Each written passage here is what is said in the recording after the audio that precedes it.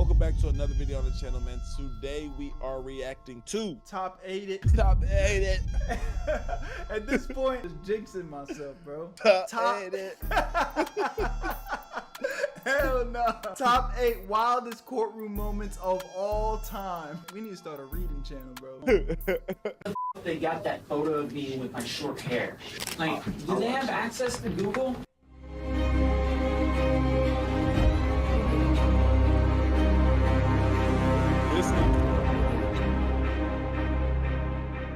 Some real movie shit with that one, huh? This is Leonid Greiser, who's on trial in Russia for stabbing his own sister, Ariana Korol, to death. The 18-year-old confessed to the brutal murder following his arrest by police in Moscow, claiming that Satan ordered him to do it. The dangerous criminal. Yeah.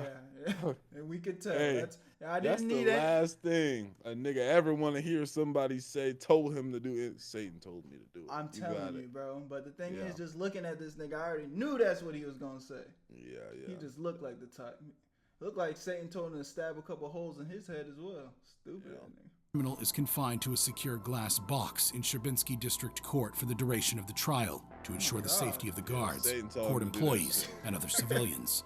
Greiser approaches the narrow open panel of the box, and there's a short verbal exchange with the courtroom guard. Hell, he can squeeze through that shit. Hold on, man. Hell nah. He got that shit looked a little bit too. They got pins and Yeah. shit out there? Hold on, they got pins? Yeah, they not doing shit right out there, bro. That's an easy grab. Take that to the cell. Satan go tell him to do some more shit. This nigga looks straight out of a movie, bro. Yeah, he do. I almost thought he really was gonna get through that little shit. Oh God. Window, but suddenly He just looked like one of them niggas that could distort their body and shit. You know what I'm saying? Yeah. Just get up out of there. Yeah. stops dead in his tracks as an idea comes to him. Watch again as the expression flickers across Greiser's face in a moment of dawning realization. With an air of intent and determination, he stoops down, putting his hands through the narrow horizontal window, gripping the outer panel as he tries to pull his upper body through the opening. Unfortunately for him, his head is too big to fit. Instead, he leans back and swings his right leg out of the window.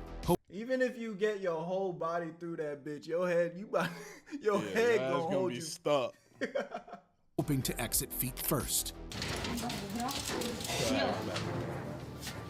Watch as the female guard puts her hands through the window to grab his leg, and he moves back towards the center of the box, out of reach of the officers. However, another plan has started to form for Greiser, and he looks. This nigga literally looks like a caged animal, bro. What is wrong with this guy? Toward the ceiling of the box, searching for an alternative escape route. Seeing that the situation was about to evolve further, the male courtroom officer beckons him back toward the access window to divert his attention. They speak for a minute, and Greiser seems to calm down.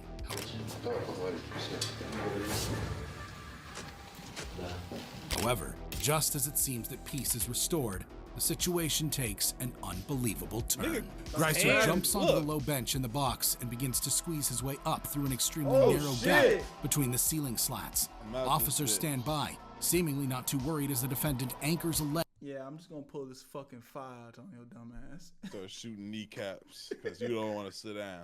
Yeah. Leg on either side of the box, shimmying further up through the top. But when he gets high enough that his head displaces the styrofoam ceiling tile, the guards realize that they're in trouble, and they spring into action. Oh shit, he's getting away.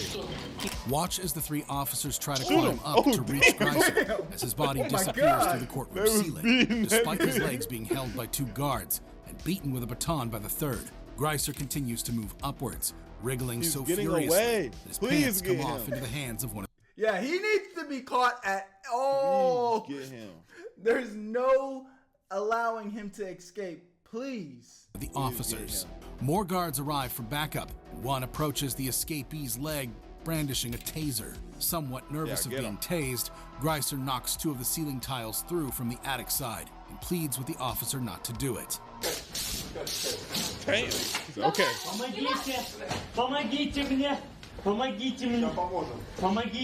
Oh, these niggas not speaking English?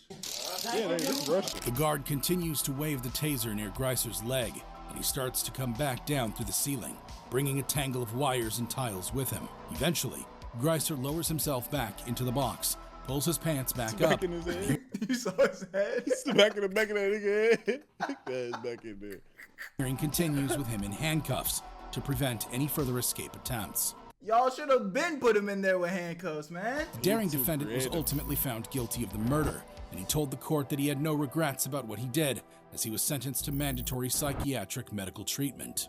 While the impending threat of imprisonment caused Greiser's body to spring into action to escape, some defendants, like Diana Lovejoy, faced the opposite challenge. Why the fuck she staring? She's one of them scary looking Caucasian women. Yo, you look like she's staring right into a nigga's soul. Get shit off my screen, man. Lovejoy is in court charged with conspiracy to commit murder and attempted murder for a botched murder-for-hire plot in which her soon-to-be ex-husband was shot in 2016. The mother of one, who was known for her YouTube videos on cooking before her arrest, stood accused of hiring her gun instructor, Weldon McDavid Jr., to shoot and kill her husband, Greg Mulvihill.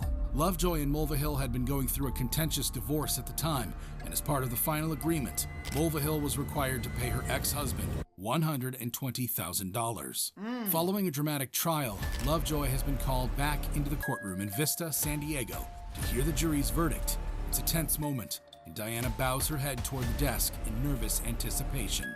As the forewoman announces that she has been found guilty, Lovejoy's shock is clearly evident, and her eyes widen as she looks at her defense attorney in horror. She continues to look stunned and aghast as the forewoman reads on, and she leans back in her seat with her eyes closed as she tries to process what is happening. Given the cold-blooded nature of the crime she has just been found guilty of, you won't believe what happens next. I'm scared. All right, we're gonna need to take a break. Passed out. She just couldn't handle this shit. And if we could have, the jury. She might be dead. God. Yo, this bitch look possessed. In case you missed it, watch again as she disappears out of the frame here before being quickly caught and lifted back into her seat by the prison guard.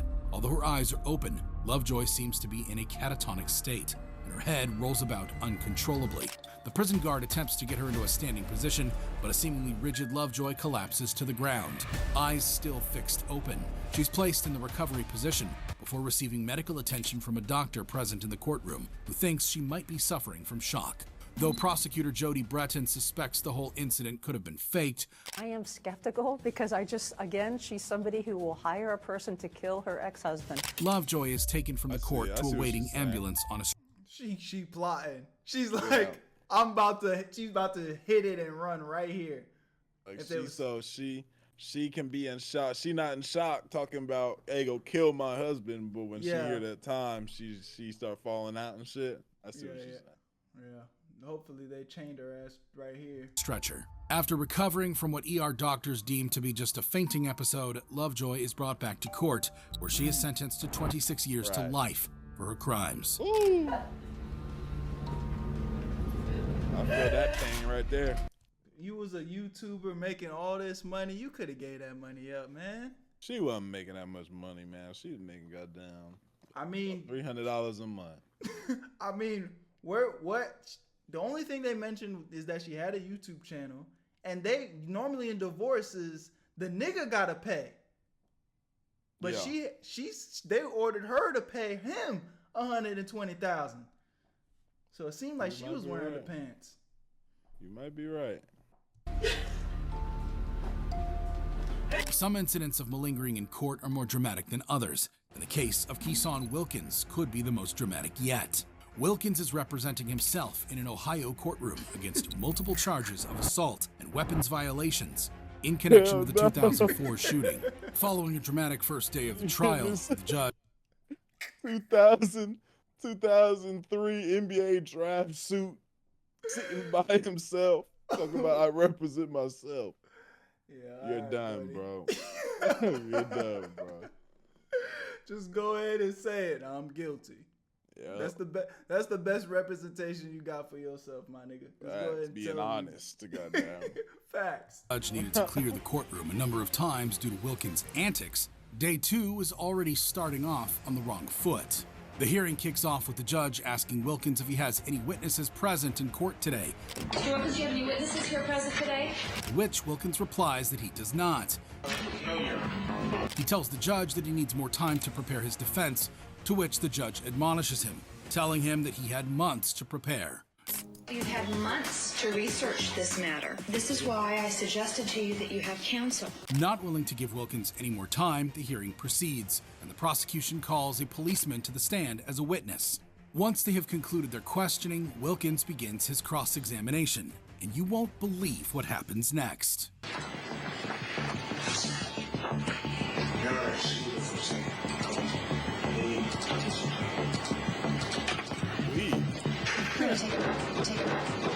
Watch again as Wilkins falls to the ground, and court deputies rush to his aid.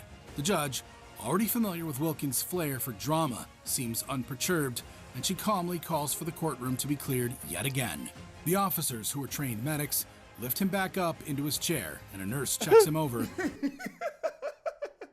Anything to delay the sentence, my nigga. I'm just gonna act dead at this point. I'm dead, Your Honor. I'm dead, You really Your gonna Honor. send a dead man to jail, Your Honor? Deeming there to be nothing wrong with him, see here how Wilkins sits, slumped in the chair, seemingly unconscious, as the judge asks for it to be put on the record that his breathing appears to be normal, and he seems to be acting as if he is asleep. Oh, brother. Yo, this nigga's cooked. The situation becomes even more bizarre as a deputy waves smelling salts under Wilkins' nose, causing him to suddenly throw his head backwards and make a miraculous recovery from his feigned heart attack. The judge carries on with the hearing as Wilkins This nigga dumb as shit, boy. As a bitch. He's continue. No shit. Damn. I'm alive. I'm alive, but I'm dead. But I'm dead, but I'm alive. used to sit in his chair with his head thrown back, and she reprimands him for his continued disruptive behavior. Despite being deemed healthy, Wilkins is eventually lifted from the seat and taken out of court in a wheelchair. Ultimately, his behavior didn't do him any favors, and he is sentenced to 42 years in prison. If you think Wilkins' antics were audacious, wait until you see Daniel Nicholson's attempt to escape the scales of justice. 35-year-old Nicholson is appearing at Christie's Beach Magistrates Court in Adelaide, South Australia, for a bail hearing in relation to weapons offenses and driving charges that he is facing. He has a long history of petty crime and drug use, and before attending court today, he got high on methamphetamines.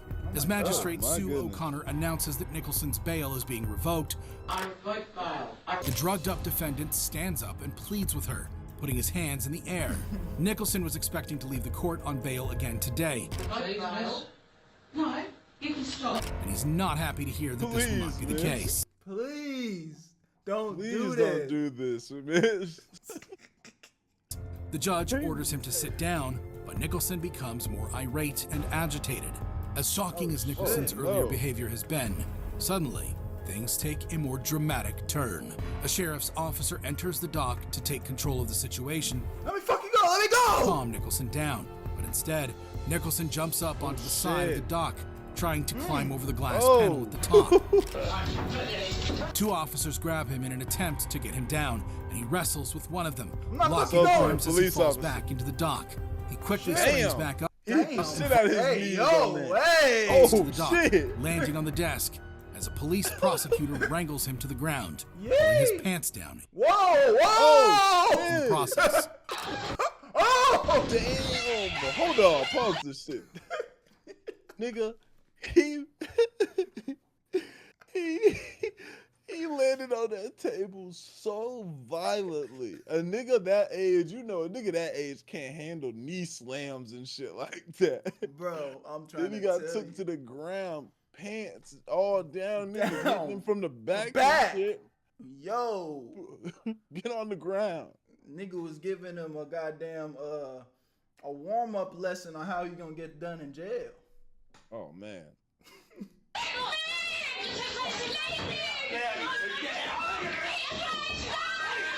Watch again as Nicholson moves with seemingly superhuman strength to get out of the dock. getting out that It bitch, doesn't I ain't end gonna lie, he's there. getting And the loose. Yeah, when you about to find out you're gonna do some time, your ass start All getting types of adrenaline, huh? types of strength in that bitch. struggle continues across the floor of the courtroom. Nicholson's supporters, slide who are out sitting in the like hall outside, storm the courtroom. One woman is holding Nicholson's young son in her arms, and she begs the guards for mercy. You can hear her here screaming and pleading that Nicholson is a sick man. Officers eventually restrain Nicholson, placing him in handcuffs. 2 of the sheriff's officers involved. That nigga's built weird as fuck. Bad. He got one of them bad builds. Were injured. Nicholson was jailed for at least 12 months for the escape attempt, with the judge telling him to grow up, get clean, or face many more years. I'm sorry. Hold on. I'm sorry. Hold on. This nigga, he did all of that about 12 months. No, he got 12 months after the fact. So that means he probably wasn't even going to do much time like that. Because he was on bail already. And they gave him 12 more months. Because of what? Yeah, that's this nigga. This is yeah. Stay off them drugs, man. This nigga's just fried in the brain. Behind bars. While actions like Nicholson's can be explained away by a desire to evade imprisonment, some behavior by defendants in court is so bizarre that no logical reasoning can be found for it. Like in the case of Christopher Teal. Teal is appearing before Superior Judge Karen Donahue in King County Courtroom, Seattle. The 26-year-old is charged with rape and unlawful imprisonment after an incident where it was alleged he followed a woman into the bathroom at a car dealership, locked her in a stall, and sexually assaulted her. The victim had dropped her car off for servicing moments before the attack, which was only stopped when dealership employees broke into the stall and pulled Teal, who was 6 foot 3 inches tall, off the woman. Teal's behavior in custody has been erratic up until now, and he's been involved in a number of violent incidents, including trying to headbutt a detective who was questioning him about the incident at the car dealership. Yeah, they put knees on necks. The most. Oh, who did he just smack? I'm sorry. Who did he just smack like that? He smacked the fuck out of somebody. 6 foot 3 inches tall, off the woman. Teal's behavior in custody has been erratic up until now, and he's been involved in a number of violent incidents, including trying to headbutt a detective who was questioning him about the incident at the car dealership.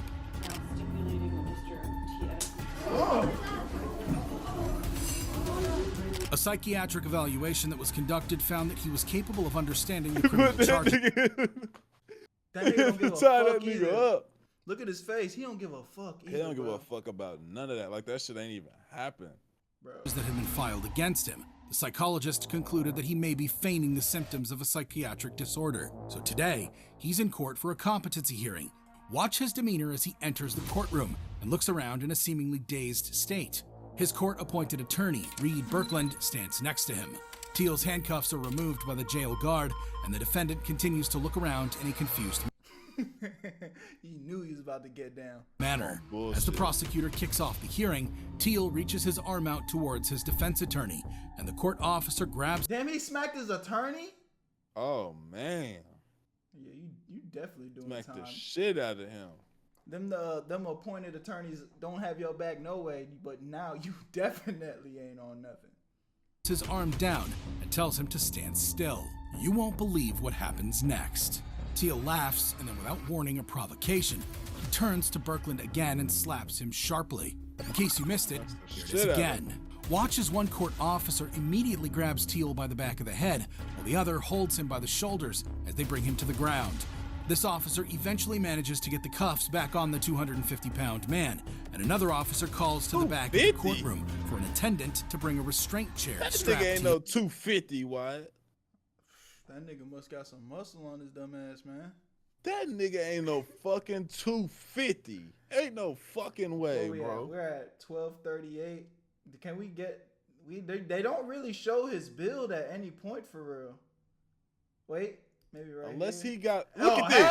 Hell no. This nigga ain't no fucking 250. He said he's 6'3". Okay, I'll give him maybe 200.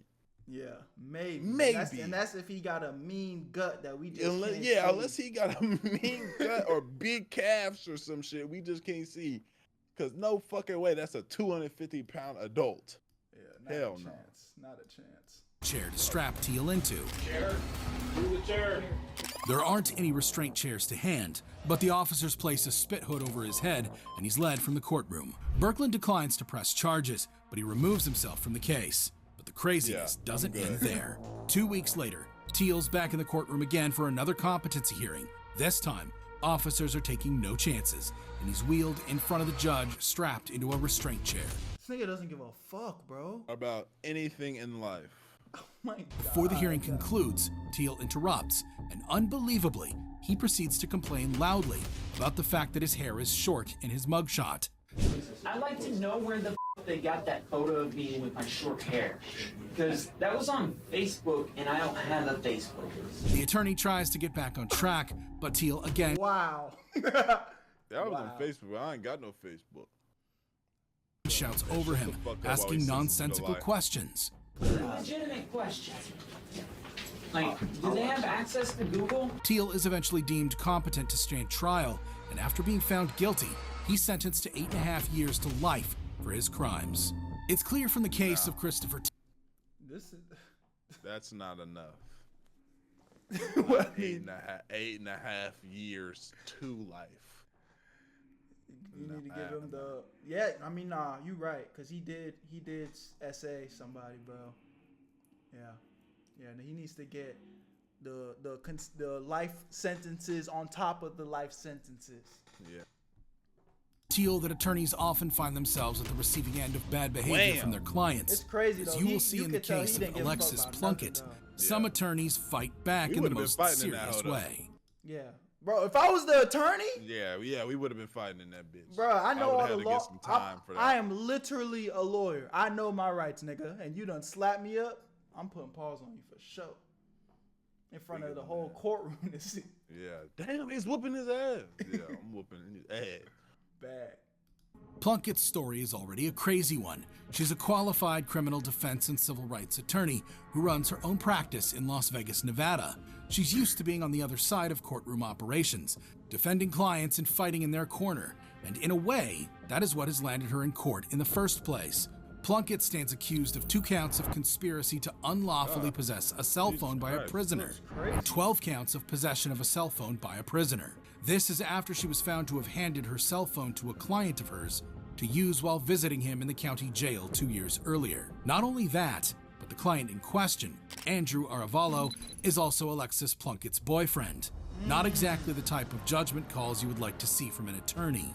The cell phone charges are a felony offense, and Plunkett is facing up to a year in prison for them. Plunkett's actions and lack of common sense in relation to the matter have been appalling, and it's about to get a whole lot worse for her in court when the investigating officer takes the stand. He testifies that when police seized Plunkett's phone, they found text messages that she had sent to a group of 6 other attorneys, claiming that she had ordered a hit on Andrew Aravallo. Oh my God. Oh no. Plunkett In the text messages? What type of lawyer are you? With 6 people. This bitch dumb as fuck. finishes the message with the words, "Delete this," followed by a smiling emoji. When one of the other attorneys called her out on it and told her not to joke about things like that, Plunkett responded by saying she wasn't joking. She justifies her actions, saying that Aravallo told her he would have her killed, so she wanted to have him killed first. Judge Mike. Why didn't you just go to the police? And I just go, you already like, you work with the justice shit. You know what I'm saying? The judicial system. Why don't you just fucking tell the police? Man, where did she get her law degree, man? She ain't have no law degree, bro. She done wrote down that shit on a piece of paper. And She did the ant method. Yeah. That's an inside joke y'all wouldn't know, but that she finessed her way to get that. That's her way up to that shit. I'm saying. Michael Villani questions the officer about the texts before offering his own opinion to Plunkett, which, as you would expect, is not very lighthearted. Plunkett, this is bizarre. There's nothing to say. Who in the right mind would send these texts? Like I said, I've been doing this since 1982, and I've never even heard of this, let alone seen this. Despite the prosecution asking for Plunkett to be remanded in custody, she's released on bond.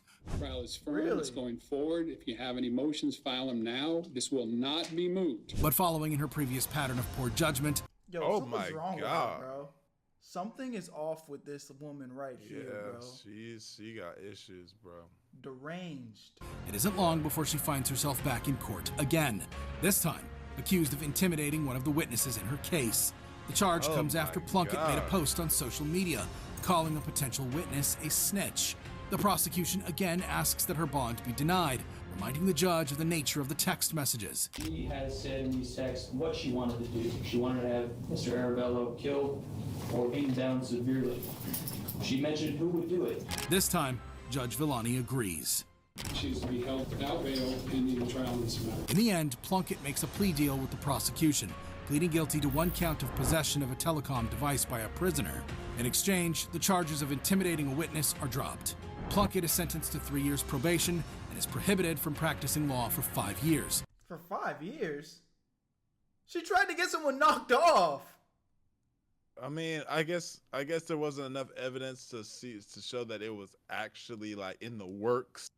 It was more so just talked about, and you know what I'm saying? So I guess that's kind of what the thing was. It's kind of like me texting you like, I get that, but it's nigga, bro. I'm gonna get him knocked off because he's talking about he gonna kill me, bro. I'm gonna kill this nigga, bro. Yeah, you know what I'm saying? It's like, but I didn't hit nobody up like, hey man, can you? Yeah, bro. Like I ain't sending no money, and you know what I'm saying? No, I get it. But she's a fucking lawyer though. Yeah. She don't make no sense. And ultimately, Nevada Supreme Court permanently disbarred Plunkett.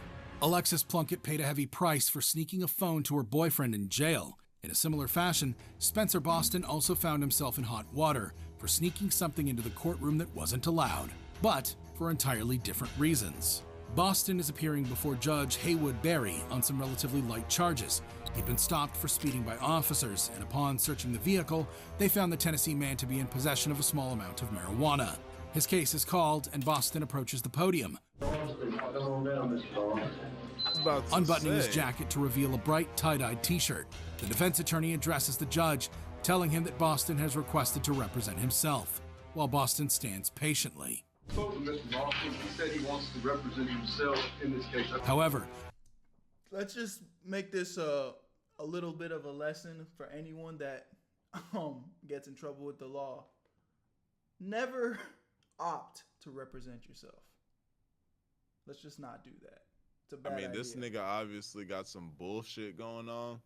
Whatever he's about to do, because one, he didn't even come with at least a collared shirt or button up.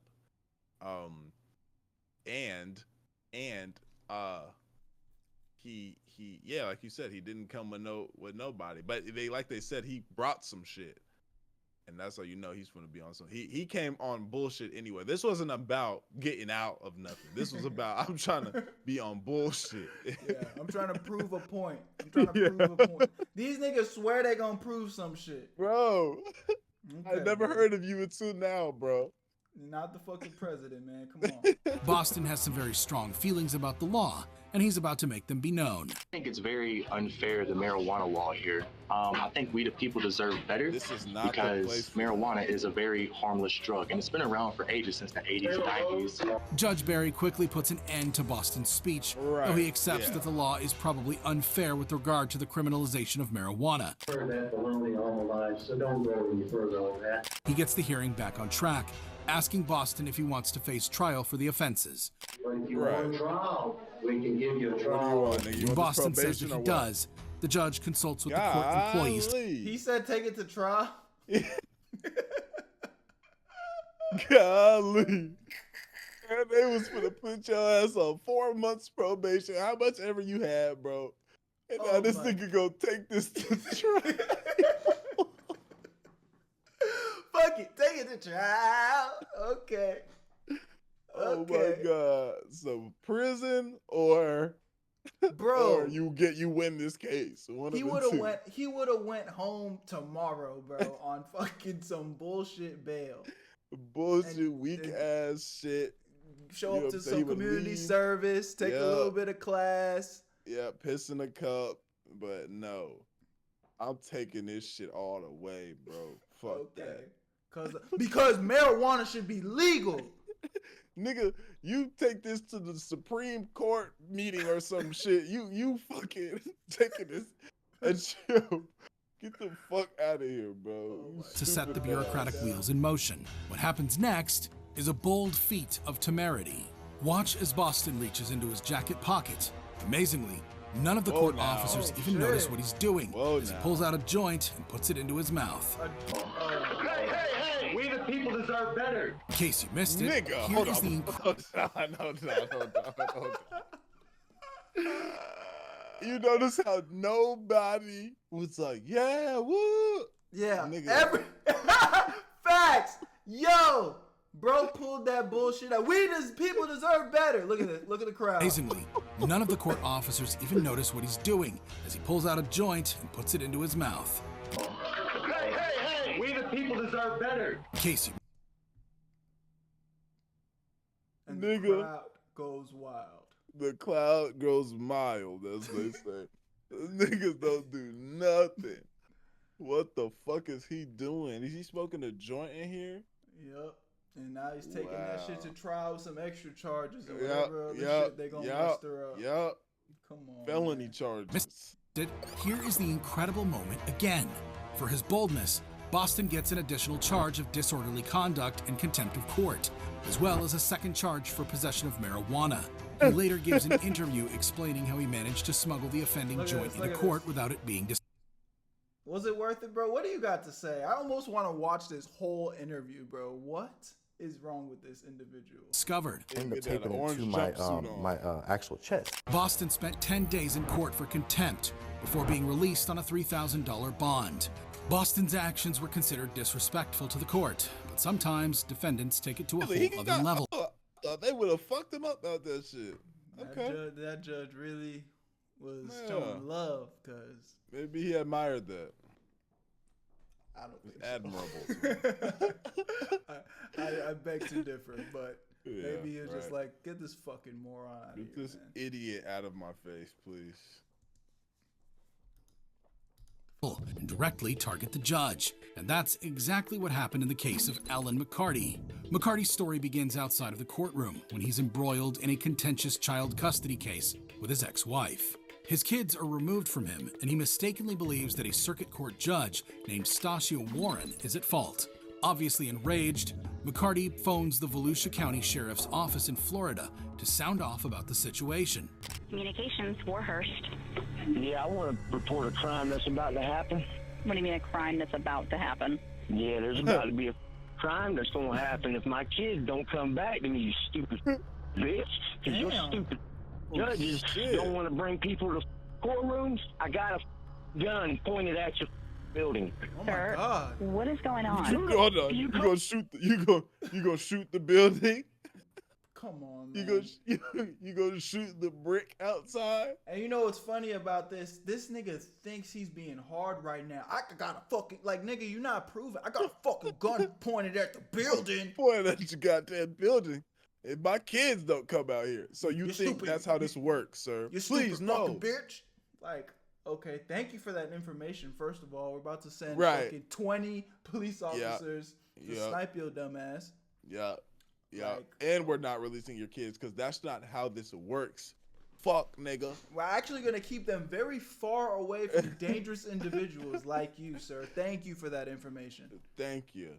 Oh, my God. Oh, and sir, you stupid bitch. Where's your Judge Warren at? You gonna bring that bitch out in handcuffs and I'm gonna execute that son of a bitch right in the street. Yeah, we are exactly What not going to do that. What do you think? What do you think? You really think that was gonna work? One, we're gonna yes sir, so because you have a gun aimed at the concrete building, we're gonna bring out your children as well as the judge so you can exit her here in the street, and we're gonna let you go free. Our apologies. Yo. What? It's like, obviously you can't respect any part of this, but if I was a insane criminal that wanted to do heinous things, bro, you are absolutely a fucking idiot, bro. Idiot. I'm letting you know I'm gonna shoot this bitch. You gonna give me my kids. Where are you at, sir? I just told you I'm outside of her building waiting for her to get there in the morning. I'm gonna pop a cap in. You stupid. Officers thankfully managed to track McCarty down and arrest him, charging him with making a threat against a sitting judge. Here he is in court for a pretrial hearing, and from the moment he enters the courtroom, it's clear that his volatile nature hasn't calmed down in the intervening months. Yeah, he's on hot still. You stupid piece of Then also, you threatened my life. In the you back room. Suck my. Things get more strained when McCarty is asked to raise his right hand to swear an oath. No, I was not sworn in. Yes. I've never been sworn in this court. So that being said, number one, I need to know whether or not you want to be here during the trial process. No. All right. Do you want to testify? No, I don't. This is all being done unconstitutionally, unrightfully. Do you want to be in the room or not? Do you want to suck my? I prefer not to. I prefer not to, sir. The judge admonishes him, setting McCarty off on another expletive-driven tirade, and continues a back-and-forth argument with Judge Foxman before unleashing a shocking volley of insults. My daddy owns the building and I look like a f***ing idiot, huh? Brought your dress today, you little f***ing prick. You wanna take my kids from me and act like that? You in that Shut the f*** up. I'm trying to think over here. He's eventually ordered from the court by Foxman. Yo. No, I'm not standing. Not resisting. I'm not resisting. I'm just not standing up. I'm not standing. I don't have to stand. I don't have to stand. In the end, due to his continued outbursts, McCarty spends much of the actual trial in a room behind the courtroom where he could hear the proceedings through a speaker and watch through mirrored glass. As Judge Foxman sentences him, giving him 20 years in prison for threatening the judge, and a further 10 days in jail for his actions in the courtroom throughout the trial process. Perhaps the most incredible thing about this case is that Judge Warren, who McCarty made the original threats against, wasn't even the judge who made the decision in the custody case. And on top of this, it emerged that McCarty didn't even have custody of the kids to begin with. Take my kids from me and act like that? You in that? Sometimes I just be wondering, like, because he's so fucked up about the kids, right? Who was the wife? Like, how did she even spend any amount of time with this individual? It's You just gotta like, think about how she is. There's so many factors, but this nigga probably was a meth head. He probably met her smoking dope. Like these people right here, bro. Not to call him Shorty a meth head, but just it's like, you know, bro. We see this life. We walk life every day, and you see two peas in a pod. Goddamn. I know. I don't know. I guess I'm just looking at him right now, and it's unfathomable to me that somebody could even spend more than 10 minutes with this guy. I know, because all it is yelling and threats. That's it. That's all it is all day. You fucking bitch. You know all he do is curse her ass out. Bad. I'll fuck you, bitch. I'll shoot you. I'll slap you. He probably hit all types of shit, bro. This is the guy. Over the course of the trial, he insulted almost everyone involved in the process, including his very own anger. I don't even think I can be angry this long. This has gone on for multiple days. Anger, bro. I can't. Oh my God. Can't find a lighthearted moment at all. Anger. Oh my God. Defender. McCarty's mother was present in court during the sentencing hearing, and although she didn't want to speak, McCarty's attorney Ryan Bellinger said that Mrs. McCarty did wish to apologize for her son's behavior in court over the process of the trial. Oh my God. This fucking video keep getting recommended to us, and I'm getting mad about it. I don't want to see this shit. You don't want to watch this shit, bro. Stop recommending this bullshit. Stop recommending this video. 48 minutes of this bullshit, bro. Look, hey, I'll tell y'all what, bro. If this video gets, how many likes we do? If this video get 300 likes. No, we need our first 1,000 likes. 1,000 likes. We 1,000 likes will finally watch this stupid ass video that keep getting recommended to us, bro. Fuck. Word. All right, man. You want to outro this motherfucker? Yes, sir. Thank y'all for watching, man. Love y'all. Appreciate you. We're great for y'all. Make sure you pull up to our other channels, all linked in the description. Go show love to all of those. If you rock with us, you're going to get a whole lot of different content there. That being said, man, we gone. I love y'all. You know what it is. Peace. Where you at, Berto? Damn, Dior, this shit crazy. Astronomical.